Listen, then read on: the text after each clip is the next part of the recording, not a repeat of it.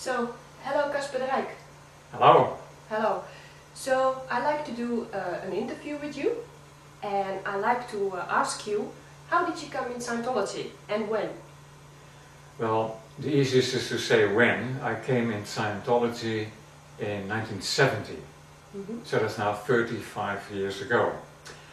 And I was studying psychology at the university in Holland, and I found out about Dianetics. I heard news, so I was curious, went to see a lecture, and then I was very fast interested, and I changed within a month. I changed from full-time psychology to full-time Scientology. Very good. So, how did you come in the free zone? I came into the free zone like this is after a long story. I have to tell you something else. I was in the 70s in the church, and we started a group in Holland, and it was like very much pioneer times.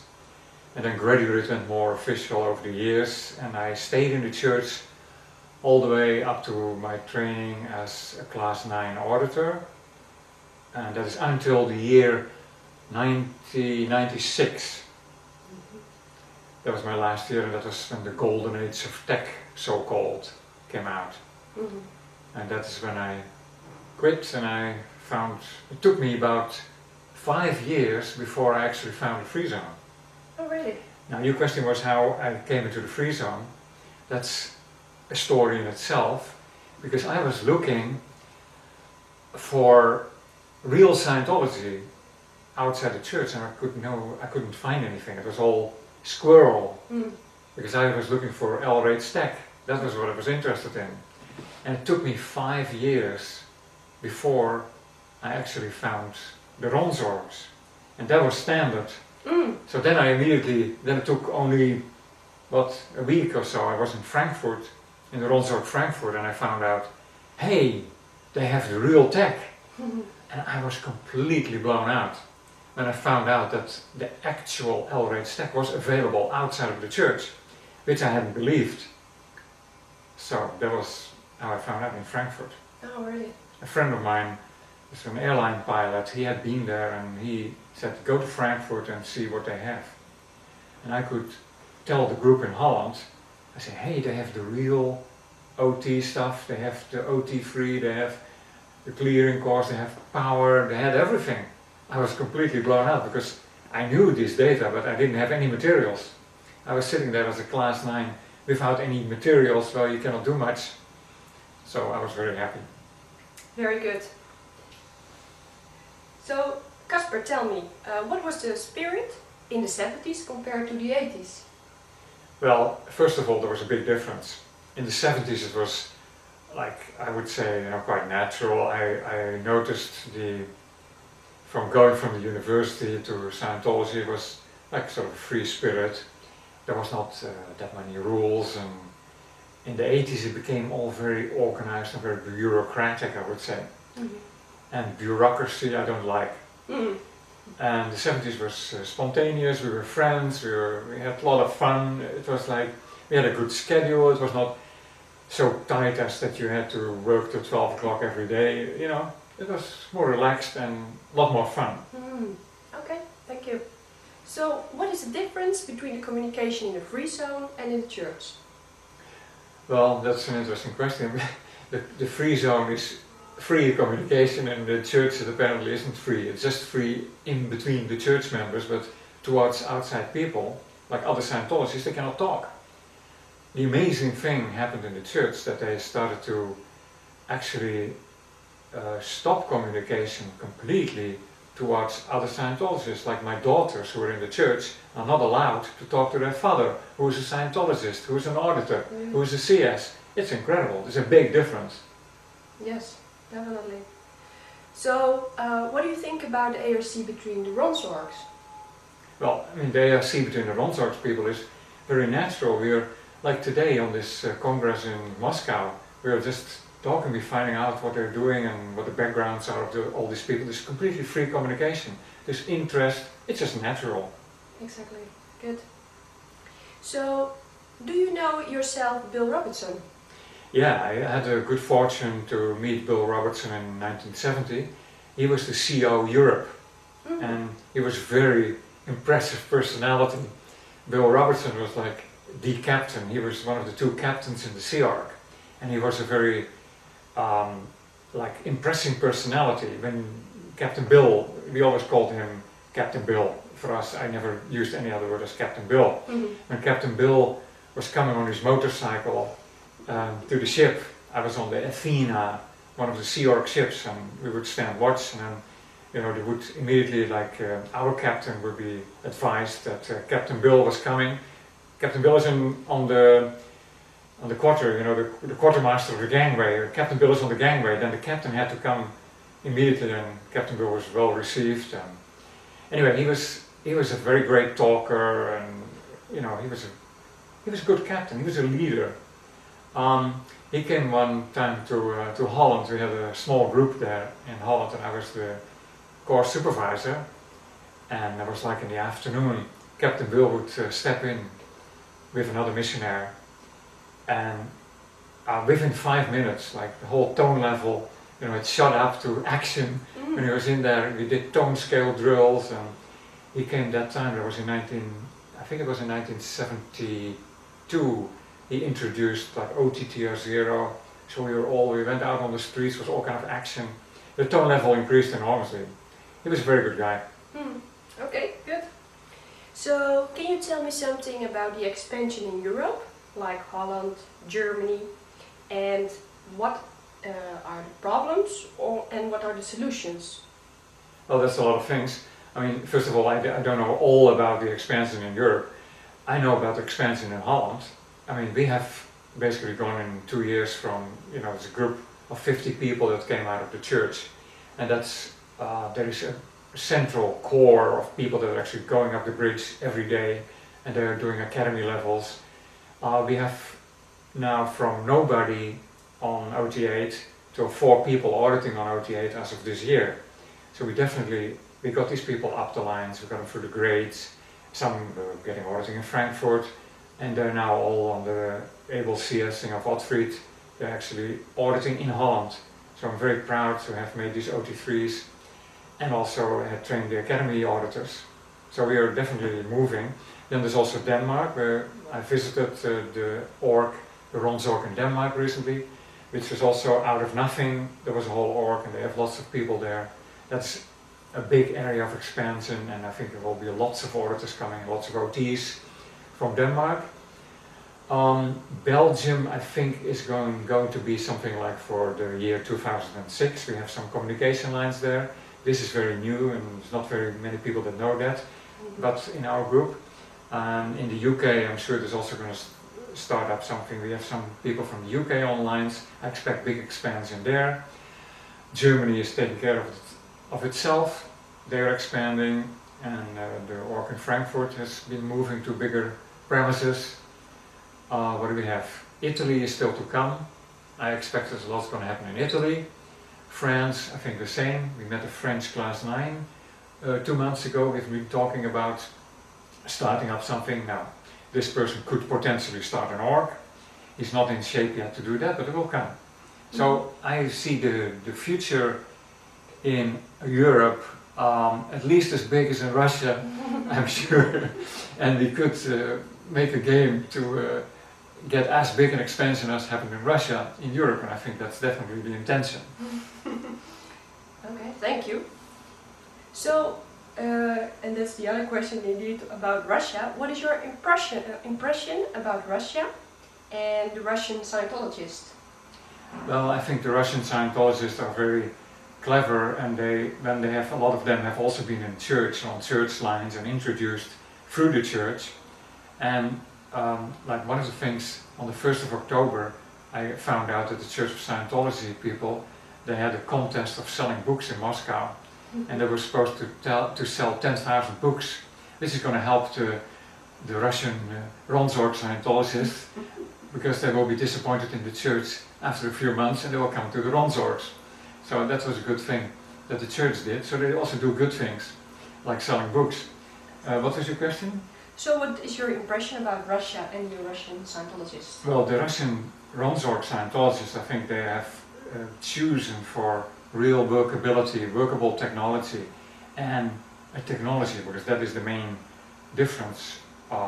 It's not squirreled. We have a pure technology in the Ronzorgs, and they have recognized that, and obviously many people are recognizing this, which is very good, and I admire them for it. I think they're smart.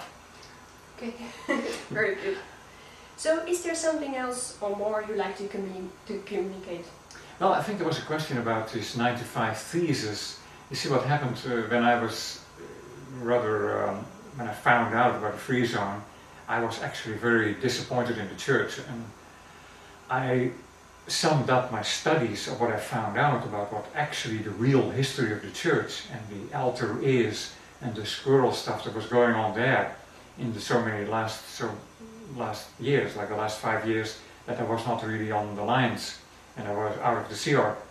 So I summed that up in 95 theses, and what I did one day is I went to the Amsterdam org, the Scientology, Church of Scientology, and I posted big papers with 95 theses on the door, and there was the television, the Dutch national television, they were covering this symbolic move, and I invited the Scientologists of the church to come and look and discuss with us, and they were just not allowed to even talk to us.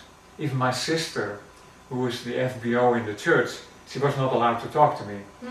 So it was definitely like I made these 95 theses as a reformation attempt, a last attempt to say, this is what we need to change. This is the 95 theses like Luther did in the 1600s. And that was a high impact. There was no change in the church. So that was the beginning of the Ronzorg in Holland. Okay, Yeah. so that was it. Thank you very much. You're most welcome. Okay. So can you tell me something more about this 95 thesis? Yeah, it's actually a very important thing, because like one of the key points of the 95 thesis was the statement that the works of LRH ought to be available to all Scientologists. Not only that, to all people who are interested in L. Ron Hubbard and Scientology, and they should be available free. Not that the services and the books should be restricted to people that are only affiliated with the Church of Scientology. So we stated that they should be copyright free, just like that, because that would be in keeping with the intention of LRH. What they have done in the church is to make licenses and fees and copyright, but they use the copyright to stop people from getting the works. Like when we put up on the internet the books in order to share it with people that perhaps cannot pay the high prices of printed books.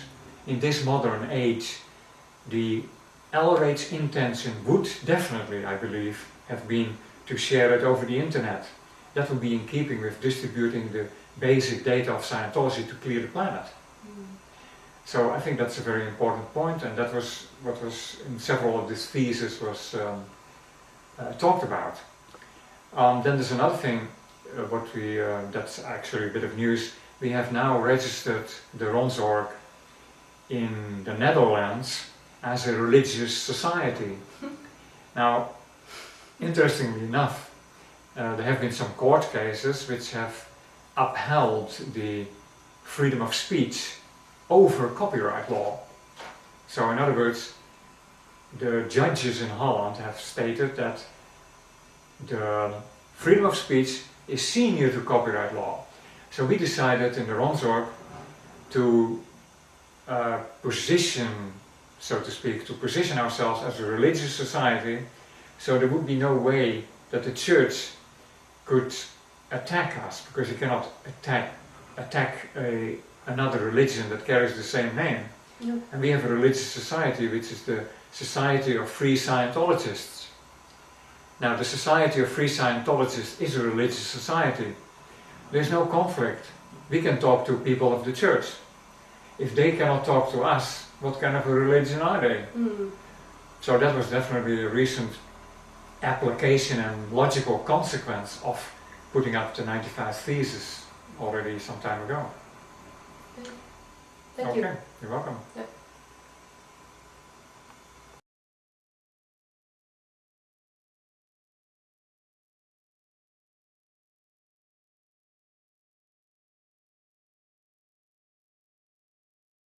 Okay, thank you, John. Tell me about your way in Scientology. Well, I got into Scientology in 1978 because of my sister. Mm-hmm. She lived in London in a Scientology house in the 60s, and when she came to visit me in Manchester, I told her there was a Scientology org around the corner, and she said, well, maybe we should go. And we did. And I started slowly to go there and learn about the subject. And I like the idea of auditing, and I like the idea of going clear, but I wasn't willing to commit myself to the money at that stage. So I decided to study the subject. And I studied the subject at the org in Manchester over 5 years. And it was very good grounding because I had a little bit of auditing, a bit of life repair, and I did the purist there, but I wouldn't go for the grades or for clear in that environment because I didn't think the people there were professional enough. But I learned the tech, and I came to know that it was good and did what it said. So eventually in 1984 I went to St. Hill, and I did my grades there and attested to clear there. Good. And then I left the church. Okay, and what happens further After that, after that? well, when the church really started getting into big trouble in the 1983, 1984, there emerged the independence movement, it was called. And these were groups of Scientologists who broke away from the church and formed their own orgs around. In England there were two, one near St. Hill in East Grinstead, and one in Edinburgh near the Edinburgh org. And these were independent people who call themselves the AACs, Yes. Advanced Ability Centres. Yes. And these were good places for refugees from the church, like I was. When I finally decided to leave, that's where I went. I went to Edinburgh. Okay. And I stayed there and I trained to do solo auditing there. And I also trained to deliver the grades there. And that was okay. And I did the lower part of the OT bridge then, which was what was available in the church and was also available in the free zone. But by 1988 it was running out of road, and I knew about Ron's org at that stage. There was a lot of controversy about Ron's org because these independents, these AACs, felt they didn't want to be part of what they thought was an organisation. They left the church, which was an organisation with a lot of structure and discipline. In the independents, AACs as they call themselves, it was much more liberal. That people came and went and did what they liked, and already it was beginning to collapse really. Whereas Ron's org brought back standard tech, and while it wasn't authoritarian like the church was, it said either you do it properly or don't come here. And that was the choice that many of the people were not willing to make. Fortunately, I did make that choice and joined Ron's org in Edinburgh, where it was briefly for 6 months in 1988. And I completed my Excalibur there. And then the couple who were running the Ron's org in Edinburgh went back to Austria, and so to continue my bridge I had to go to Germany, which again I was very pleased. So I was in Germany when Bill delivered the New Civilization game in 1988. You met him, yeah? Yeah, I met him, several times. Good. Yeah. And then I got on lines in the Ron's org in Frankfurt, and Bill Robertson was my CS, my senior CS, so Yes. I was doing mostly being audited at that stage, post-Excalibur, and Bill Robertson was CSing for me. Yes, I understand. And that went on for 3 years till about 1990. And I did work further up the bridge. And when I started on the Games Master course, unfortunately the order that I was going to in Frankfurt split up and collapsed effectively. So I had to go to the Ronsorg in Munich with another CS, and I stayed there for another 6 years. And then again something happened, and that was okay. It was no dispute. I completed my cycles there. But in the early, we are late 90s now, I decided to change again and go to a Ronsorg in Switzerland. And that's what I've done in the last few years. Good.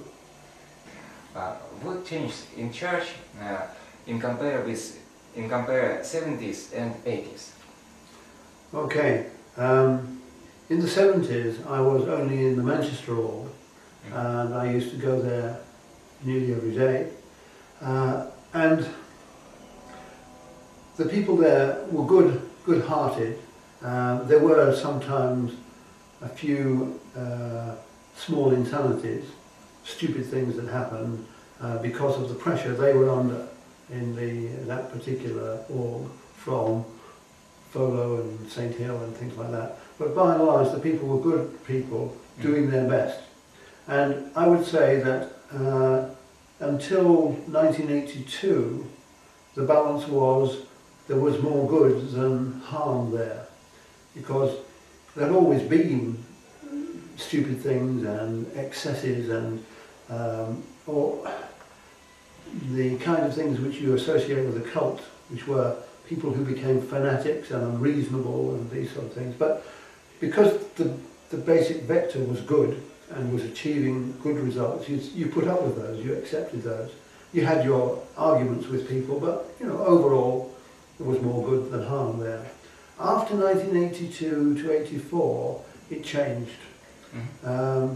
I now know what was going on, but at the time I was only the effect of the changing atmosphere as the church was slowly being taken over, and more insanity was being put in from the top. And this pattern that I saw was that good people did their best to keep going in an increasingly intolerable atmosphere where they were being asked to do more and more unreasonable things, until eventually they had had enough and just left.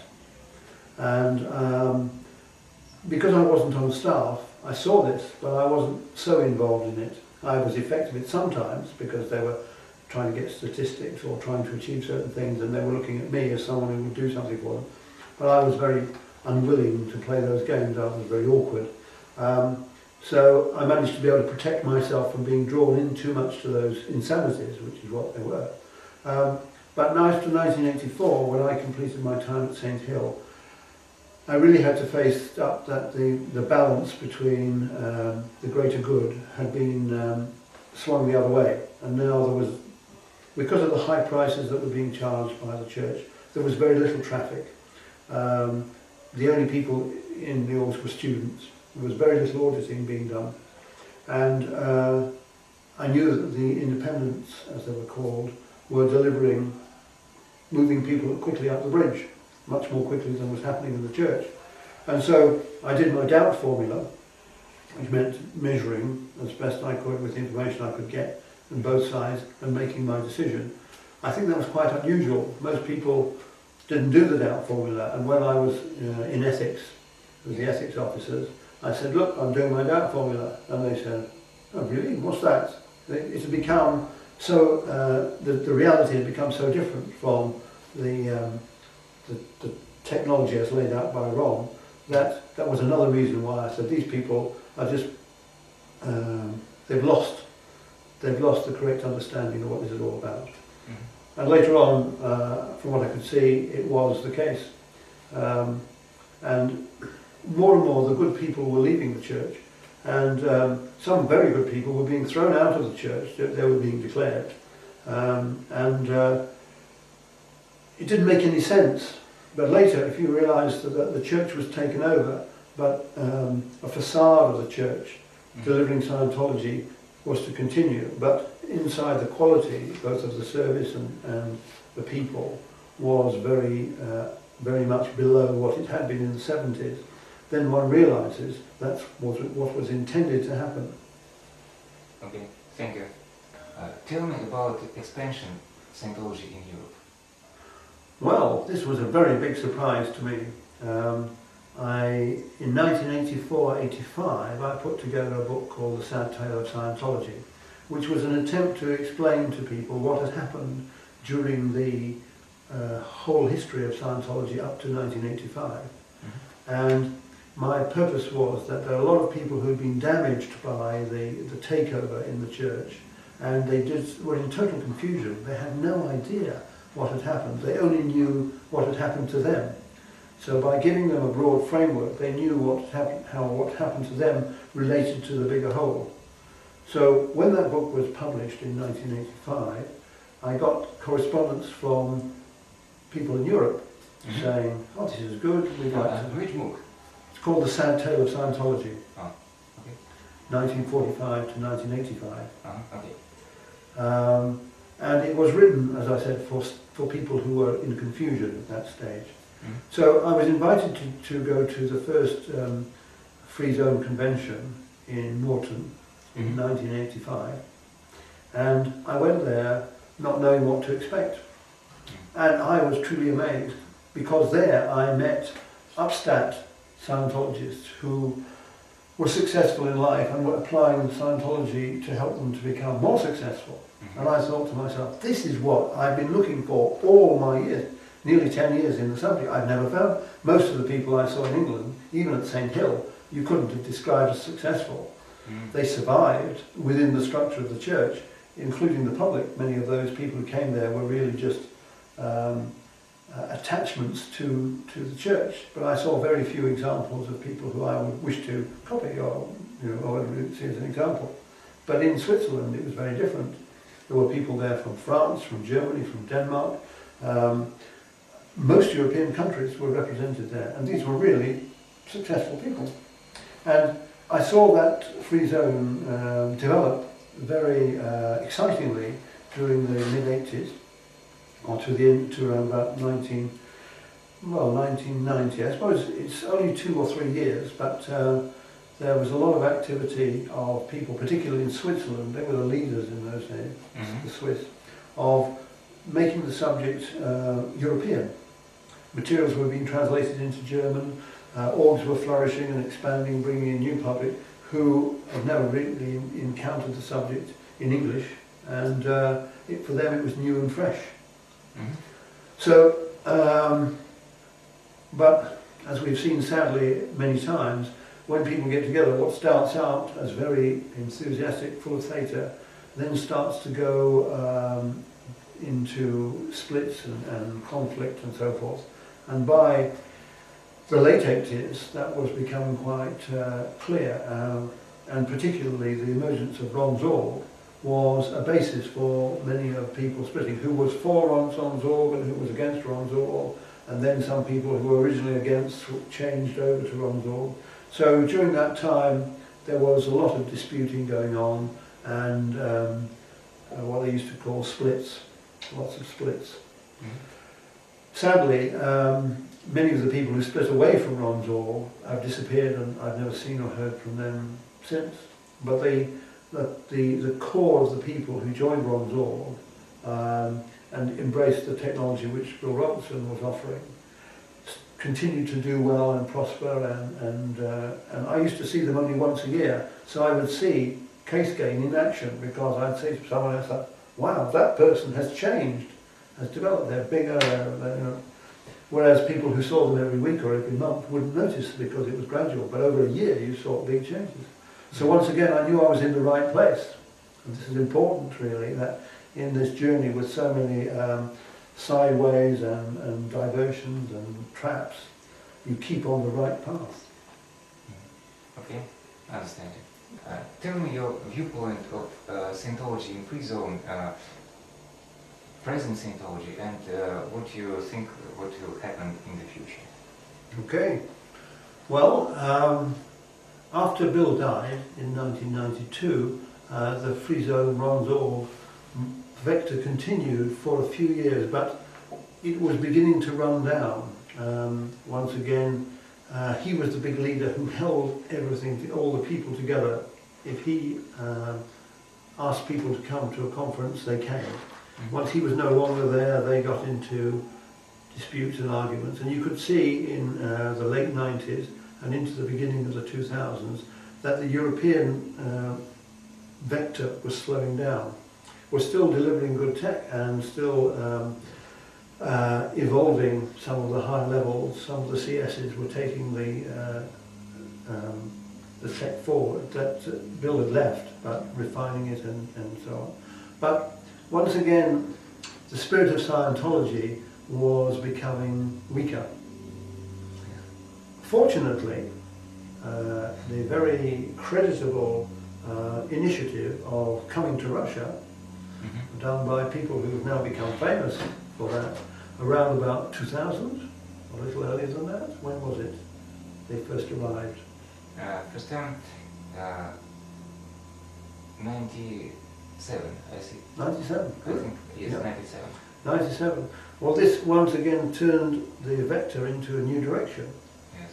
And we can see now, 8 years on, the huge success in Russia, and beyond Russia, in some of the other countries that were part of the old USSR, that Scientology has got a new surge. The subject is the same, the bridge is the same, the technology that's been left to us by Bill Robertson and Ron Hubbard is the same, but once again it is a new burst of life, a new energy, a new success. And the statistics show that the subject is really flourishing and prospering again, once again in a new arena.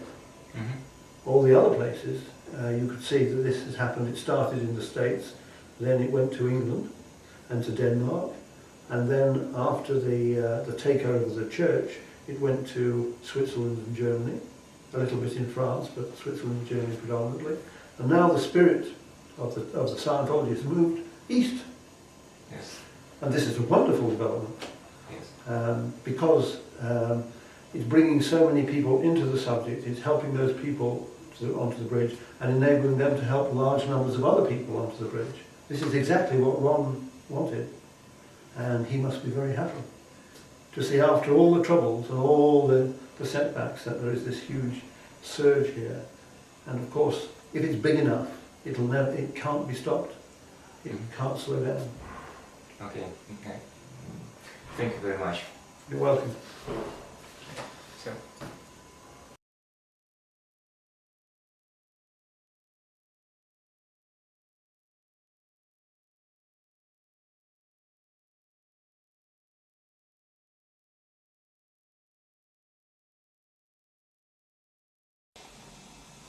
Well, hello, my name is Bill Ryan and I'm from England, and I'm speaking to you here in Moscow 2005, and I'm delighted to be here. This is my first time in Russia. I've been on the bridge since 1984, and my experience in Scientology started when I read Book 1, Dianetics, the Modern Science of Mental Health, and I immediately knew that this was something that was there for me. The first thing I did was I went into the church in London and I said, whatever this is, I want some of it, please. And they said, okay. And I had 40 hours of Book 1 Dianetic auditing, which really impressed me. It made a lot of difference to me. At that time I was 32 years old. And I observed a lot of outpoints, which really confused me at the time. I saw this technology really worked beautifully, and yet the people looked down-tone, the org looked as if no one had cleaned it or painted it for years, and I thought, there's something wrong here. What's happening? I don't understand. And I was fortunate enough to meet somebody who'd recently left the church, and then they gave me an orientation. And I immediately understood. I thought, right, now I understand. The technology works, but there's something wrong with the church. And so I left straight away.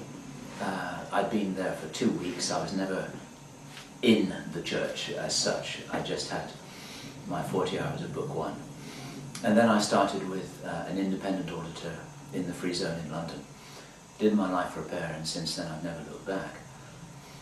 I started with Ronsorg in 1988, and that started when somebody showed me a diagram of Captain Bill's bridge chart. The one that goes up like a sweeping bridge with all the stars and all the OT levels.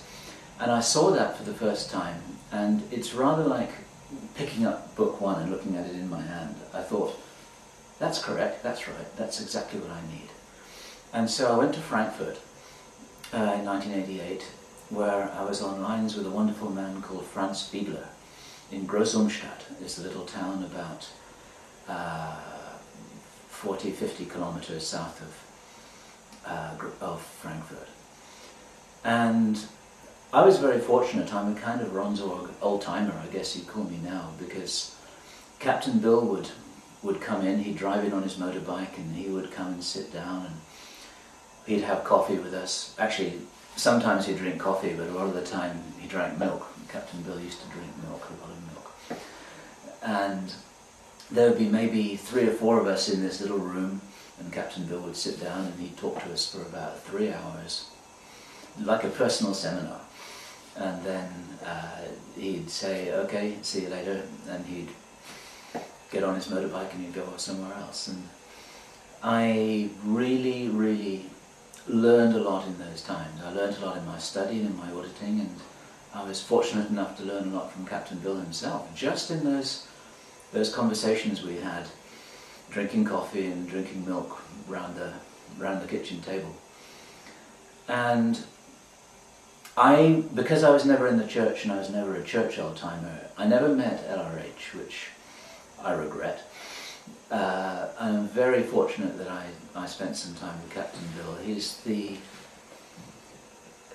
Sometimes people ask me what it was like being with him, and the thing that I would like to say is that he's probably the most powerful being in terms of his energy, his charisma, his very strong beingness that I've ever met in my life.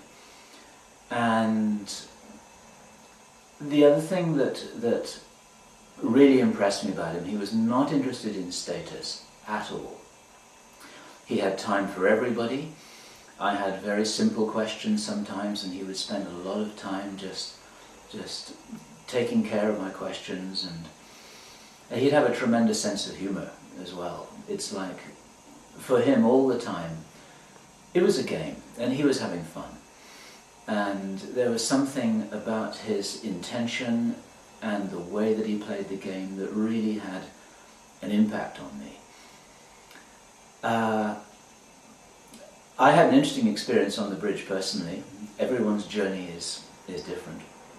When I started, I moved very quickly. I guess everyone's case is different. I always tell people it's not a competition and it's not a race.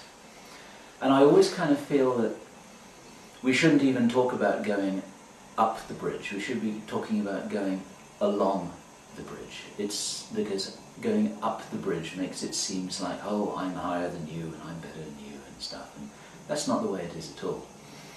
But I moved very quickly along the bridge in my first few years, and within 3 years I'd completed OT 11. And it's a little bit like the old story about the tortoise and the hare. You know, when the hare starts off moving really quickly, and then the hare falls asleep, and then the tortoise catches up and actually gets there first. Then I was 14 years in review, which was, I think it's some kind of a record. I don't regret any of it, because you audit what's there, and you handle all the things things that are there to be handled, whatever sequence they come up in. And now I'm experiencing the benefits of that. I'm not in review any longer. My current case level is Games Master course, which is the level immediately above OT16. For those of you seeing this who haven't had a lot of auditing yet, the one thing I would really like to say is that it's a fantastic journey. You need to press through all the difficulties. All the basic training and all the basic levels are absolutely worthwhile, because it's like building a house. If it's built on solid foundations, then the house is strong, and then the house will withstand anything. It will withstand any storm, any hurricane, and you've got to build it right from the beginning. And everything which I've ever done in Scientology has been a fantastic investment, and my life now is totally, totally different from the way that it ever was. I'm not an auditor. I've never felt it was my purpose to train as an auditor. I'm a missionaire. I feel I know that. I know why I've come here to this planet, and I'm involved in a lot of OT projects and missions on other dynamics. Everyone plays the game that they came here to play, and we need to have players in every area. And so I'm not part of an org. I travel around a lot. I talk to a lot of people, and I do a lot of projects, and I'm playing a lot of games, and I'm having a lot of fun. In England, where I come from, England is a kind of interesting resistive case. At this convention here, we've got 3 people from England, which is pretty good, actually. There's no Ronsorg in England at the moment.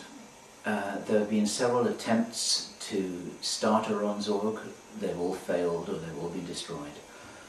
And England is a kind of third dynamic resistive case. It's been very, very, very difficult to get anything started. Which is kind of weird, because you would expect there to be so many old-timers from St. Hill that they'd all immediately want to get on the bridge and get moving again. And it's like they're all still in confusion. There are a lot of old-timers. We're starting to talk to them. There are a lot of people in the area around St. Hill still, people who worked with Ron in the 1960s. But they're still in confusion. They're kind of not in the game. They've parked themselves on the side somewhere, and it's kind of like they're waiting for something to happen. We're hopeful. There's a small group of us in England. We're hopeful that we will be able to get something together. I think and I hope in the next 12 to 18 months we will start to have something that looks like a Ronsorg in the UK. In the meantime, this is my first visit to Russia, and it's the first time when I've met any Russian Scientologists, and I am just so impressed with the enthusiasm and the energy and the clarity and the intention and the hard work and the tremendous third dynamic that they've built here in Russia. I think it's absolutely admirable, and I have a very strong feeling that both Ron and Captain Bill, they're kind of looking down on everything that's happening here, and they're thinking, well, okay, I know that Captain Bill intended that Europe, Western Europe, would be the future of Scientology, and I think now that vision is expanded. It's not just Western Europe, but it's Russia as well. And Russia has really, it's kind of picked up the torch, and now I think Russia may well be carrying the torch of Scientology for the world, which is, it's a very, very important third dynamic mission. I think that Russia will continue to expand quickly. I think that there are a lot of people who were in Scientology in the old days, and now I think they're coming back into Scientology. They're coming back to Russia. There are some children here. I've seen them already. They look as if they've been here before to me, and I'm really delighted to be here for the first time, and I hope it's not the last time I'm here in Russia. Thank you very much.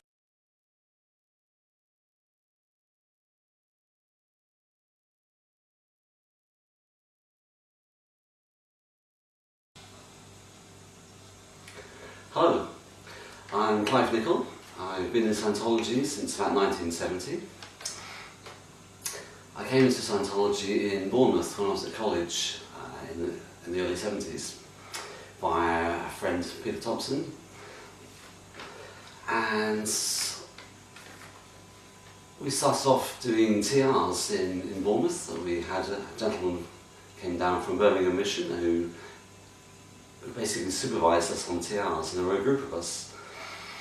I think most of them are still in Scientology, one way or another.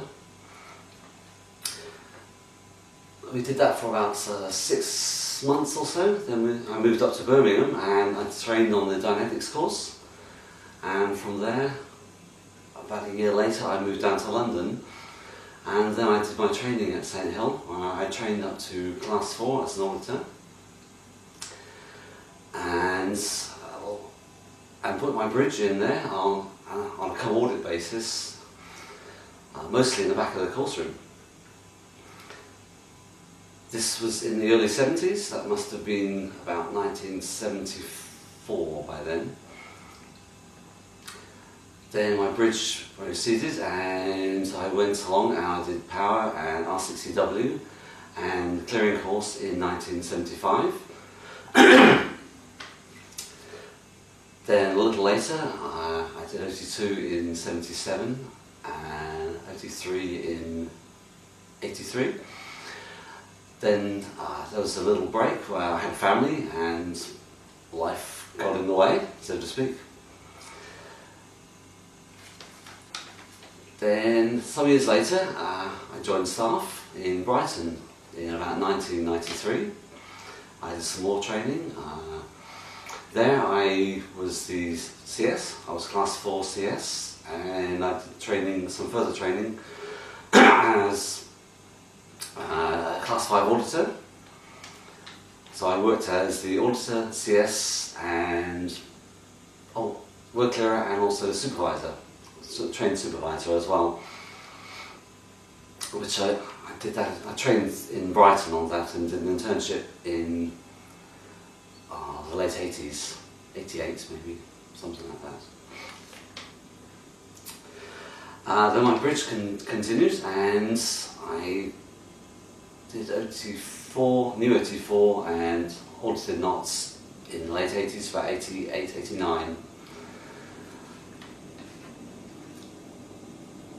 Which is, I think, brings me up to date on bridge-wise. I did the Philadelphia Doctorate course, which was a really good course. It's just not pushed enough in the church. And that course kept me alive in my later experiences with the church. I was also a mission holder for a brief period in the late 70s.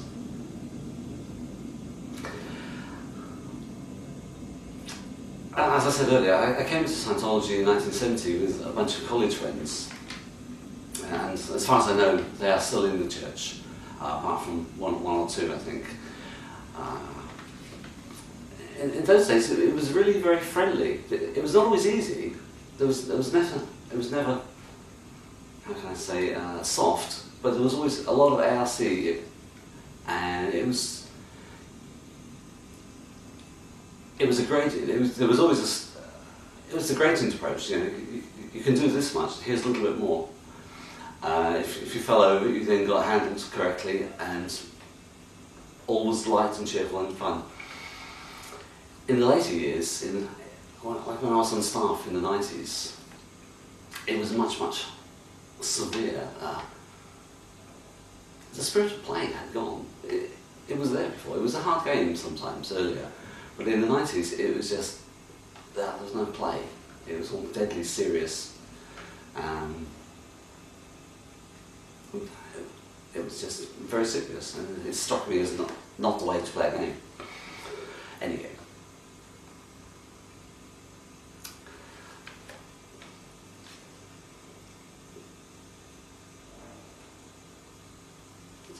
So I was on staff till 98, whereupon I decided things to sum up, should not be that serious. There was something wrong. So I stepped back and thought I want a little bit of time just to take a slightly exterior view of what I was doing, because I've been so busy.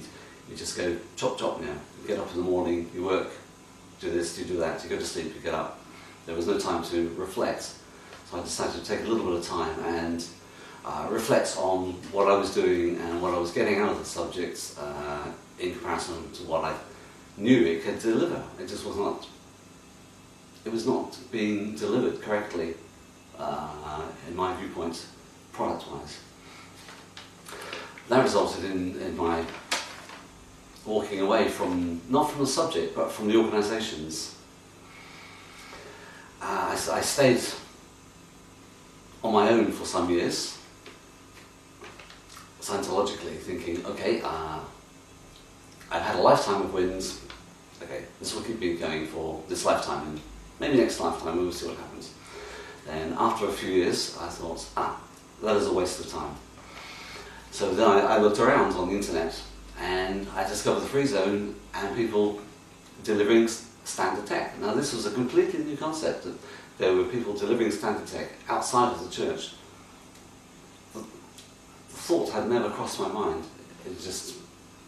It was an impossible situation, I had thought priorly. But then in retrospect, there was no reason why not. You know, you have the HCOBs, you can deliver standard tech. That is what it is. So then I spent a little time looking at all the free zone organisations and listening to the various people in different groups and what they were doing and saying. Some were good, some were bad, some I agreed with, some I didn't. But the one key point which struck me was with the Ronsorgs. They were delivering training and there was an organisational structure. There were a lot of individuals, but it does need an organisational structure. And that was the key point to me. So a little while later, I then contacted Ronsorg in the Netherlands, and they directed me to Ronsorg Frankfurt, which was last summer, but just over 1 year ago. So I arrived there. I was ecstatic to find it was a course room, there were auditing rooms, there were people delivering standard tech. It was a dream. And that is why I'm online at this moment. So I'll tell you a little about my town. I'm in Bristol at the moment in England. Priorly I was in Brighton, as I was on staff there. When I left staff, I continued my business, my day job, so to speak, and some work from that took me to Bristol. So I then settled in Bristol. At the moment, to my knowledge, I'm the only Scientologist in Bristol. There are some other Scientologists in other towns, scattered through the country. I can tell you a little more about Brighton. There's a little more data there. There are quite a few Scientologists in Brighton of different levels. There were all sorts of different positions on the bridge, from introduction, life repair, grades to OTs. But looking at it now, one of the things that Brighton as an org always did was a lot of Div 6 activity. There was a lot of interest, a lot of people in, but they then lost them. They never really went anywhere. They did ups and downs or concourse, and that was it. They disappeared. So part of my personal plan is to try and collect all these people who have come into the subject in the church one way or another, obviously have an interest, and to reconnect them or to pick them up and get them moving again. So I've been over the last year basically going around trying to find people and recontact them and let them know that that there is standard tech outside of the Church of Scientology organisation, which is a thought none of them have. And if they have that thought, it would be a fairy tale. It would just stamp on it. It would be a forbidden thought, so to speak. I believe there have been, over the years, from the early 80s, various people putting in different aspects of Rontalk and free zone organisations, and I would like to get them together somehow, and maybe we get something going again in England. It is not always an easy country. It is a bit conservative sometimes, and I think that is briefly it. Okay.